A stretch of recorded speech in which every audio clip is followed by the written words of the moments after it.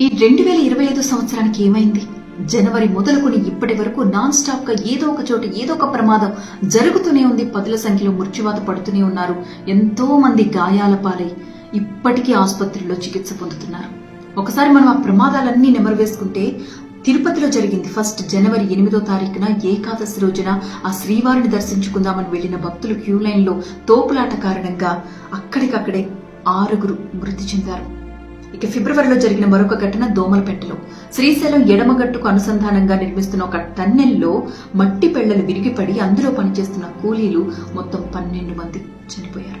ఇక మార్చిలో ఒంగోలు తీరం మత్స్యకారులతో వెడుతున్న బోట్, 12 మంది ప్రయాణిస్తున్న బోట్ సముద్రంలో గల్లంతై 7 చనిపోయారు. ఇక ఏప్రిల్ 29 సింహాచలం.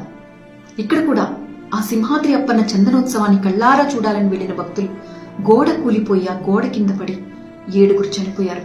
ఇక మే 18 హైదరాబాద్. ఈ ఘటన ఎవరూ మర్చిపోలేరు. గుల్జార్ హౌస్ లో అగ్ని ప్రమాదం జరిగి షార్ట్ సర్క్యూట్ కారణంగా ఆ ఫ్లోర్లలో ఉన్న వాళ్ళందరూ కూడా మంటల్లో చిక్కుకుపోయి చనిపోయిన ఘటన. 17 మంది మంటల్లో కాలిపోయారు. ఇక జూన్ 30 సంగారెడ్డి పటాన్చెరు సమీపంలో జరిగింది. పాసమైలారంలోని ఒక పారిశ్రామిక వాడలో అక్కడున్న సిగాచి పరిశ్రమలో ఒక్కసారిగా రియాక్టర్ పేలడంతో ఈ ఘటన జరిగి 46 మంది దుర్మరణం పాలయ్యారు. ఏర్లో జరిగిన అత్యధిక పెద్ద ప్రమాదం, అత్యధిక మరణాల సంఖ్య సంభవించింది ఈ ప్రమాదంలోనే.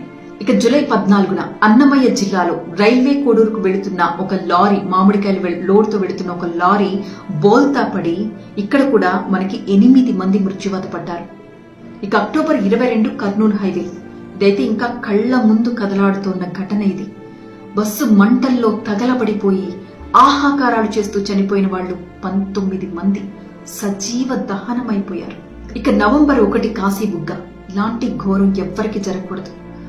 దేవుణ్ణి దర్శనం చేసుకోవడం కోసం వెళ్లి దేవుడికి కొన్ని అడుగుల దూరంలో ఉండి తలుపులు ఇలా తెరుచుకోగానే ఒక్కసారిగా జరిగిన తోపులాటలో 9 మంది ప్రాణాలు విడిచారు.